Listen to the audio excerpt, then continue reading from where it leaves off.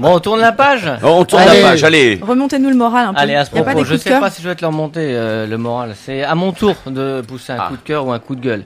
Émission spéciale coup de gueule et coup de cœur.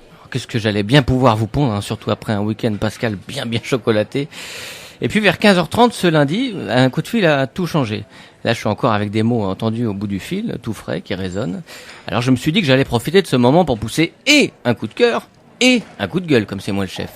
Un coup de cœur pour mon copain Nico, que vous ne connaissez pas ici, mais je vais souhaiter son anniversaire virtuellement, parce qu'il habite le sud de notre beau pays il y a quelques semaines, voilà, fin février. Nicolas, 36 ans, a vu sa vie bouleversée par une maladie orpheline, voilà, il y a 4-5 ans. Après avoir patienté, il a été greffé de 2 poumons, ce qui est exceptionnel. Et loin de moi l'idée de vouloir vous apitoyer sur son sort, moi avec, un sort bien sûr injuste. Mais il a réussi à sortir de cette expérience avec une sagesse et une grandeur qu'on ne trouve que chez les gens qui frôlent la mort. Et mon coup de cœur s'adresse à toi, Nico, à ton entourage, d'avoir donné tout ce temps, depuis toutes ces années, pour aller rencontrer les collégiens et les lycéens, les associations, et essayer de faire passer ce message qu'il est important de faire savoir que l'on souhaite faire don de ses organes, parce que les poumons d'un étranger lui ont sauvé la vie. Voilà, on attend trop souvent que quelqu'un de proche soit touché, et c'est mon cas, et c'était son cas aussi, Nico. Donc voilà, mon coup de cœur, le courage et la sagesse de Nicolas pour ça, et pour plein d'autres raisons. Nicolas, je t'aime très très fort. Et mon coup de gueule s'adresse à ceux que je vais appeler les hautes autorités de la Terre. Voilà, je suis pas content les gars, je suis même un petit peu déçu, parce qu'il y a quelques mois, vous avez compliqué à nouveau la santé de Nicolas.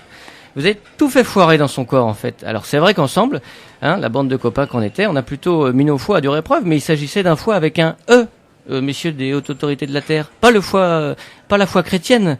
Hein. On a eu un petit peu la main lourde certains apéros, mais je pensais pas qu'on pouvait nous en vouloir autant. Il y a plein de raisons pour lesquelles je pourrais être en colère. La vie, les dieux, l'injustice de ces maladies orphelines inexpliquées. Vous savez, c'est comme à la chaîne, à l'usine, là, qui de temps en temps fabrique un jouet avec un petit défaut, un petit peu moins bien que les autres, un petit peu moins résistant. Alors moi, je m'en veux surtout à moi en fait, hein, parce que mardi matin, quand je me suis réveillé, j'avais une sacrée gueule de bois, gros mal à la tête, et sans alcool cette fois. Un énorme brouillon dans ma tête, et puis un drôle de bouillon aussi. Et j'ai réalisé que ce coup de fil, lundi après-midi, 15h30, c'était pas un mauvais rêve en fait. Ton combat, il est fini, Nico. Alors je suis triste, si vous saviez, et triste aussi de pas avoir été à tes côtés, ou assez présent, au moins un petit coup de fil de temps en temps. Je sais pas trop ce que j'aurais pu faire pour prendre soin de toi, en fait. Alors, dans ces cas-là, il y a toujours des phrases toutes faites comme ça qui reprennent un sens. Tu sais, la deuxième vie commence quand tu comprends que tu n'en as qu'une, par exemple, ou répondre à ceux qui me parlent de toi en disant mais allez, on va vivre pour deux maintenant.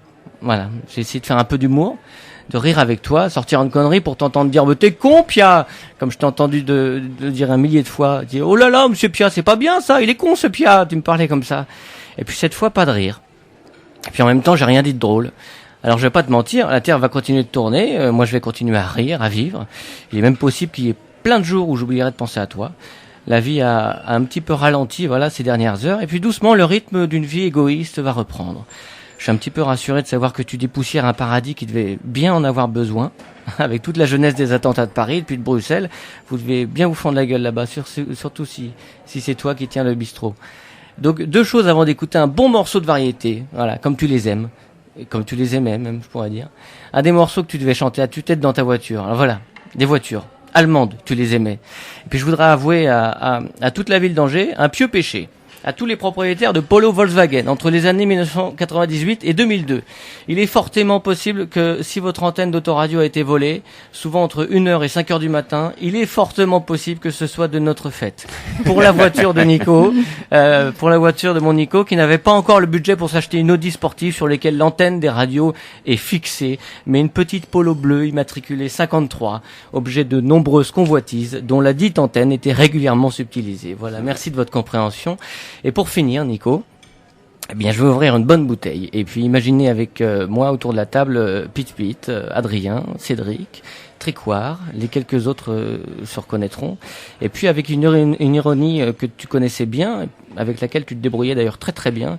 Et juste pour t'entendre encore m'engueuler, oh t'es con, monsieur Pia, mais ça va pas, non, mais qu'il est con celui-ci. Voilà, juste pour t'entendre dire ça, mon couillon, mon Nicolas, on va tous lever nos verres à ta putain de santé. Yes. Y a comme un goût amer en nous.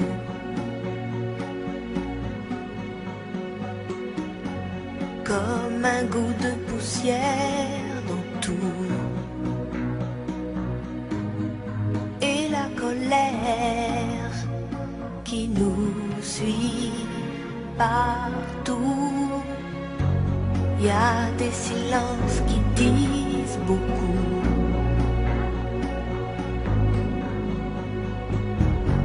Plus que tous les mots qu'on avoue. Et toutes ces questions qui ne tiennent pas debout. Évidemment, évidemment, on danse encore sur les accords qu'on aimait tant. Évidemment, évidemment, on rit encore pour des bêtises comme des enfants, mais pas comme avant.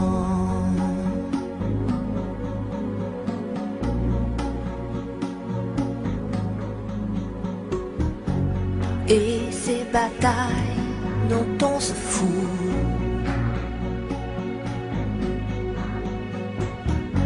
c'est comme une fatigue, un dégoût. À quoi ça sert de courir partout? On garde cette blessure en nous.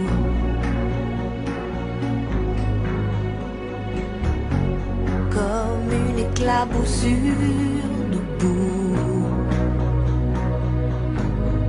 qui ne change rien, qui change tout. Évidemment, évidemment, on danse encore sur les accords qu'on aimait tant. Évidemment, évidemment,